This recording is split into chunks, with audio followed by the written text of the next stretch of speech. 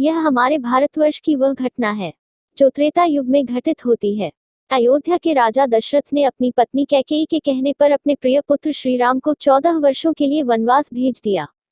श्रीराम ने पिता की आज्ञा का पालन करते हुए अपने भाई लक्ष्मण और पत्नी सीता के साथ वनवास के लिए प्रस्थान किया। वे सरयू नदी को पार कर जंगल की ओर बढ़ गए। जंगल में कई दिनों तक रहने के बाद एक दिन उनकी मुलाकात शबरी नामक एक वृद्ध महिला से हुई, जिसने उन्हें प्रेमपूर्वक बेर खिलाए।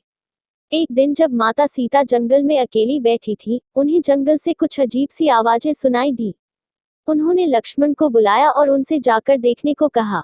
लक्ष्मण जंगल की ओर चले गए और तभी लंका के राजा रावण ने मौका पाकर माता सीता का हरण कर लिया। इसके बाद श्री राम ने सीता की खोज के लिए वानर सेना का सहारा लिया। हनुमान जी माता सीता का पता लगाने के लिए लंका की ओर गए और अशोक वाटिका में उन्हें उदास बैठे पाया। हनुमान जी ने अपनी पूंछ से लंका में आग लगा दी और वापस लौट आए। इसके बाद राम और रावण के बीच भीषण युद्ध हुआ। युद्ध के दौरान लक्ष्मण घायल हो गए और हनुमान जी संजीवनी बूटी लेकर आए, जिससे लक्ष्मण ठीक हो गए। अंततः श्री राम और रावण का युद्ध हुआ, जिसमें रावण मारा गया और माता सीता को सुरक्षित वापस लाया गया। आज की आधुनिक अयोध्या नगरी। दशहरे का मेला और विजय की कहानी। बहुत समय पहले त्रेतायुग में राक्षसों के राजा रावण ने अपनी शक्ति और अहंकार से देवताओं और मानवों को त्रस्त कर दिया था। उसने अपनी शक्तियों का दुरुपयोग कर सीता माता का हरण कर लिया, जो भगवान राम की पत्नी थी। राम अपने भाई लक्ष्मण और हनुमान की सहायता से रावण के अत्याचारों का अंत करने के लिए लंका की ओर बढ़े। एक विशाल युद्ध हुआ, जिसमें भगवान राम ने धर्म और सत्य की शक्ति से रावण का वध कर दिया और बुराई पर अच्छाई की विजय की घोषणा की।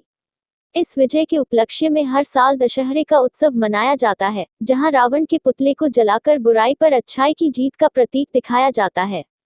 आधुनिक युग मेला की तैयारी। अब इस कथा से प्रेरित होकर हम वर्तमान की दुनिया में आते हैं। यह कहानी है एक छोटे शहर के दो बच्चों की, जिनके नाम है राहुल और माया। राहुल 14 साल का एक होशियार लड़का है, जिसे इतिहास और पौराणिक कथाओं में बहुत दिलचस्पी है। माया 13 साल की उसकी सहेली, उत्साही और जिज्ञासु है। उसे मेले की रौनक और रंग बिरंगे पुतलों में ज्यादा दिलचस्पी थी, लेकिन पौराणिक कहानियां सुनना उसे भी अच्छा लगता था। एक दिन दशहरे के मेले की तैयारी शुरू हो गई। शहर के बड़े मैदान में रावण, कुंभकर्ण और मेघनाद के विशाल पुतले तैयार किए जा रहे थे। जगह जगह मेला सज रहा था, दुकानों में रंग बिरंगी लाइट्स और झूले लग रहे थे। राहुल और माया ने तय किया कि वे दोनों इस बार मेले में साथ जाएंगे। उनके माता पिता ने भी सहमति दे दी थी। मेले की शुरुआत। दशहरे के दिन सुबह सुबह राहुल और माया ने तय किया कि वे पहले मंदिर जाएंगे, फिर मेला देखने जाएंगे। उनकी आंखों में चमक थी। जब वे मेले में पहुंचे तो चारों ओर खुशी और उमंग का माहौल था। जगह जगह मिठाई की दुकानें, खिलौने और हस्तशिल्प की चीजें बिक रही थी। झूले में लोग ऊंचाई तक उड़ते दिखाई दे रहे थे। अचानक माया की नजर एक बड़े पोस्टर पर पड़ी, जिसमें राम रावण युद्ध के दृश्य का चित्रण था। माया ने राहुल से पूछा, राहुल, क्या तुम सच में सोचते हो कि रावण इतना शक्तिशाली था?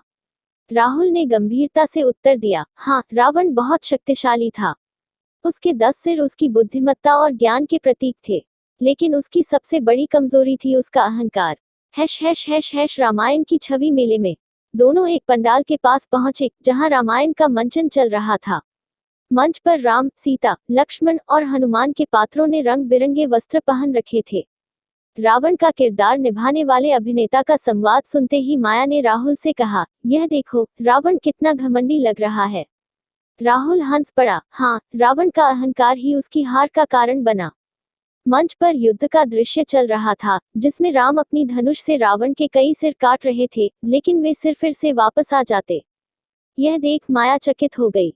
राहुल, रावण के सिर क्यों वापस आते थे? माया ने जिज्ञासा से पूछा।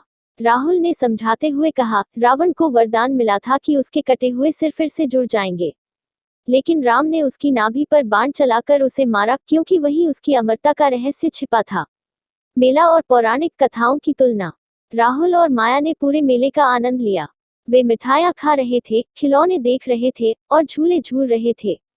लेकिन हर बार जब वे किसी पुतले या आयोजन को देखते तो उन्हें पौराणिक कथाओं की झलक मिलती।